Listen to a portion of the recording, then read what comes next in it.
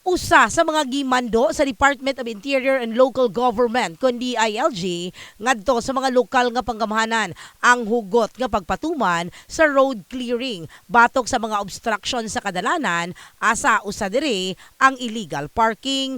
Giangko ni Maximo Layugan labaw sa City Transport and Traffic Management Office kon CTTMO sa Jensan hagit kanila nga masigurong magamit ang kadalanan sa mga motorista. Problema natin dito is yung sa implementation nitong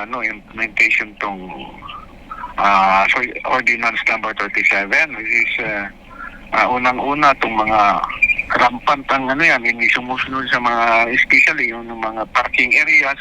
Nakikita mo kung saan-saan lang nagpaparking. Opo, sir. And then pag sinisita mo, minsan sila pa ang nagagalit. Apan sa bahin sa negosyanteng Sibong, problema niya ang reklamo sa iyang mga customer nga matikitan dungan sa pagparada sa waiting shed sa Pioneer Avenue, gumikan wala siya ay kaugalingong parking area. Epekto po sa kuha, especially sa kuwang area nga gito ko sa kuwang shop karon is wala ko yung parking space, no? Yes. So, unlike dito sa may Duncan, makita ninyo, nasa live parking area na sila, dito nga side, nasa live parking area diha. Ako natunong ko sa kining waiting shed.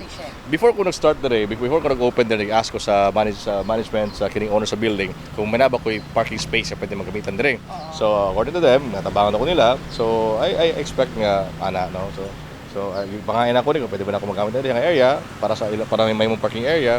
But then, naigabaliga diha. So, problema po na ako dere, at around 5 p.m., close na diha sa mga nagabaligya o kanang pastil. So, mga customers na ko, kay gabi open min until 8 p.m. eh. Yes po. So, ang customers na ko, dili na makaagi diri kay ma-lock naman dito sa entrance padulong sa diri area. Samtang sa paglibot suroy sa news team sa mga nag-unang kadalanan sa Jensan, makita ang mga sakyanan nga ginaukupan na ang dalan nga halos dili na magamit sa mga motorista. In the heart of changing lives.